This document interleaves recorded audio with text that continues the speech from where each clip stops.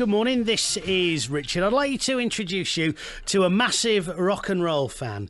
Derek Shelmerdine has recently published the book Rock'n'Roll Unravelled, which tells the story of the genre from its roots to punk in the mid-1970s. Now, it's not just the music, but also the social factors which influenced it, such as the Vietnam War and the civil rights struggle. And he's based here in Yorkshire. Derek, good morning. Hi, it's great to be with you. Yeah, thanks for coming in. Really appreciate it. Oh, my pleasure, my pleasure. Now, I am holding in my hand an abridged review copy, but my word, it's a weighty old tome, the hardback there.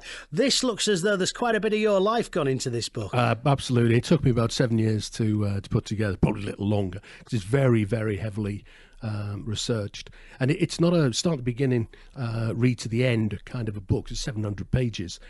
What I've decided to do was look really at all of the highlights from the roots, back from the Robert Johnson. He have recorded 2 recording sessions. I mean, one guy you could use the word iconic for, recorded about 29 songs over 2 recording sessions, and that was it.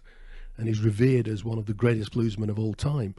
And then that's taken from January the 1st, December 31st. But to put that in context, all those individual items, highlights basically of what went on. The first part of the book's a timeline that pulls it all together. And what's great about that is you can see careers and genres ebbing and flowing. You can see the end of the golden age of rock and roll at the end of the 50s. Elvis went in the army. Little Richard found God on tour of Australia, renounced rock and roll. Jerry Lewis arrived in the UK for his first British tour. It was determined that the young lady with him was his 13-year-old wife, who was actually the daughter of his cousin. So his fans left him in droves, though he reinvented himself as a country star in the 60s and 70s, which is interesting. Elvis went in the army, and of course Buddy Holly was killed in a plane crash in 59.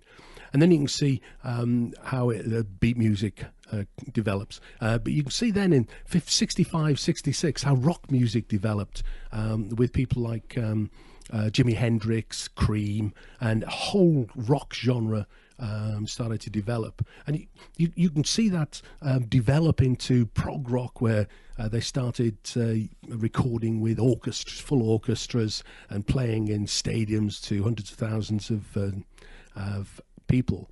And that was really why punk came around in the mid-70s as a sort of counter-revolution to the excesses of prog rock.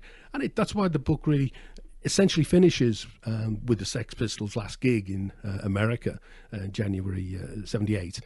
And what punk did, it went back to the good time rock and roll, if you like, of 2-3 chord songs, 2-3 minutes long, played in small intimate venues.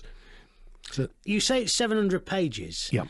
It's still a heck of a lot to get in, you know, even just you rattling through a few highlights there, the time period, the people involved, the actual, even the debate about what is rock and roll. Yeah, exactly. I mean, to squeeze it in to that, it must have been quite difficult. Oh, it was. I mean, this is, there's a lot on the cutting room floor, as it were. It was what to leave out as opposed to what to put in.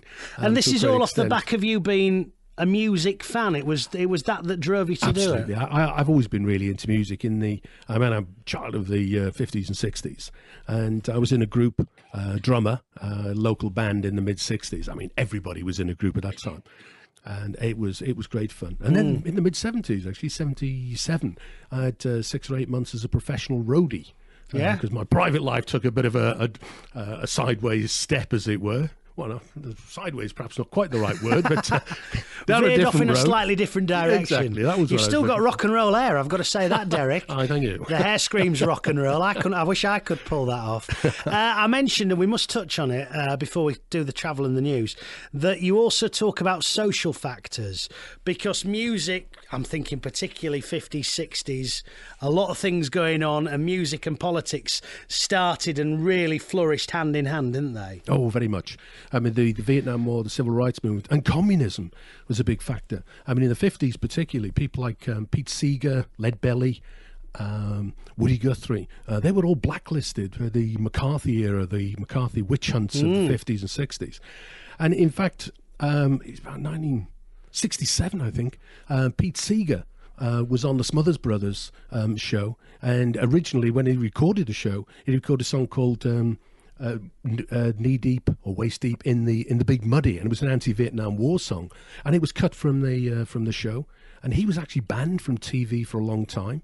And the music of the Vietnam era, I mean, Ohio was famously written by Neil Young, Crosby, Stills, Nash and Young, after the massacre of the four students at Kent State University.